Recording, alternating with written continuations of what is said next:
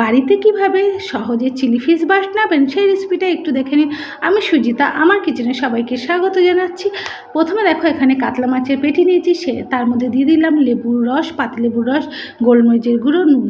এগুলোকে দিয়ে প্রথমে মাছটাকে ভালো করে ম্যারিনেট করে রেখে দিতে হবে। 1 ঘন্টা ম্যারিনেশন হয়ে গেছে, এবার এটাকে 1 ঘন্টা সাইডে রেখে দিলাম। এবার একটা সস তৈরি করে নেব। এখানে নিয়েছি টমেটো সস, আর তার সঙ্গে সয়া সস আর গ্রিন চিলি সস, আর তার মধ্যে দিয়েছি একটু আদা কুচি আর রসুন কুচি। এগুলোকে দিয়ে সসটাকে তৈরি করে সাইডে আমি এখানে রেখে দিলাম। এবার যে ম্যারিনেশন করে রেখেছিলাম ফিশটা, মাছটা, তার মধ্যে দিয়ে দিলাম ময়দা, কর্নফ্লাওয়ার, নুন, আর তার মধ্যে একটুখানি হলুদ আর লঙ্কার গুঁড়ো, আর এদিকে একটা ডিম। এগুলোকে দিয়ে ভালো করে এটাকে ম্যারিনেশন করতে হবে। কোডিংটা এইভাবেই করতে হবে যাতে মাছগুলোর গায়ে পুরো যে ব্যাটারটা তৈরি হচ্ছে সেটা লেগে যায়, একটু জানি ছাড়া ছাড়া না ভাব থাকে।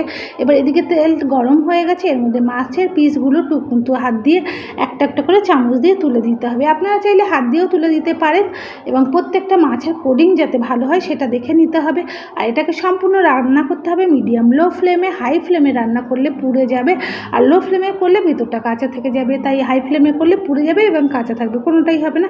তো মাছটাকে আগে ভালোভাবে ভাজতে হবে, এটাকে তেলে উল্টে পাল্টে ভেজে নিতে হবে। আর আমার এই রেসিপি যদি আপনাদের ভালো লেগে থাকে তাহলে অবশ্যই আমার চ্যানেলটাকে সাবস্ক্রাইব করবেন। আর আপনারা কেমন লাগলো ভিডিওটা অবশ্যই কমেন্টে জানাবেন। আমি আপনাদের কমেন্টের অপেক্ষায় অধীর আগ্রহে বসে থাকবো।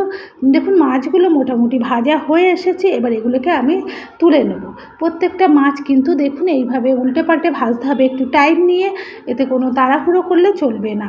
মাছ তো মোটামুটি ভাজা হয়ে গেছে, এখানে প্রতিটা মাছ এবার আমি তুলে নিচ্ছি। আর দেখুন কত সুন্দর হয়েছে মাছগুলো, ভাজা কালারটাও কত চেঞ্জ হয়েছে। এবার সেই কড়াইতে তেল ছিল, তার মধ্যে দিয়ে দিলাম আদা কুচি, রসুন কুচি, কাঁচা লঙ্কা কুচি, আর দিয়েছি পেঁয়াজের ভিতরের যে সাদা অংশটা সেটাকে কুচি করে। এগুলো একটু ভাজা ভাজা করে নিয়ে এমনি পেঁয়াজ ফালি করে রেখেছিলাম সেটা দিয়ে দিলাম, আর টমেটো দুটোকেই দিয়ে আবারও একটু ভাজা ভাজা করে নেব। এগুলো বেশি ভাজলে হবে না, নরম হয়ে গেলে একদমই ভালো লাগে না, তাই একটু হালকা ভেজে নিয়ে এর মধ্যে দিয়ে দেবো যে রেডি করে রেখেছিলাম সসটা, সেই সসটা। আর দেবো সামান্য পরিমাণে নুন, বেশি নুন তো এখানে দরকার নেই, যেহেতু সোয়া সস দিয়েছি তাই সামান্য পরিমাণে নুন দিয়ে দিলাম, আর একটু পরিমাণে চিনি দিয়ে দিলাম। কেননা সবসময় আমরা চিলি চিকেন বা চিলি ফিশ যাই বানাই সেগুলো একটু মিষ্টি মিষ্টি না হলে আমাদের ভালো লাগে না। আর এটা রুটি, পরোটা সব কিছুর সঙ্গেই, লুচি ভালো লাগে।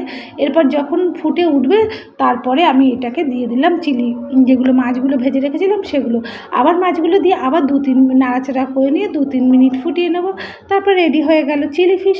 তাহলে আমরা আজকের ভিডিওটা কেমন লাগলো অবশ্যই জানাবেন, আর কেমন হয়েছে চিলি ফিশটা সেটাও দেখে আপনারা বলবেন। তাহলে আজকের রেসিপিটা এখানেই শেষ করলাম, আবারও খুব শীঘ্রই দেখা হবে নতুন একটা রেসিপির সাথে আপনাদের।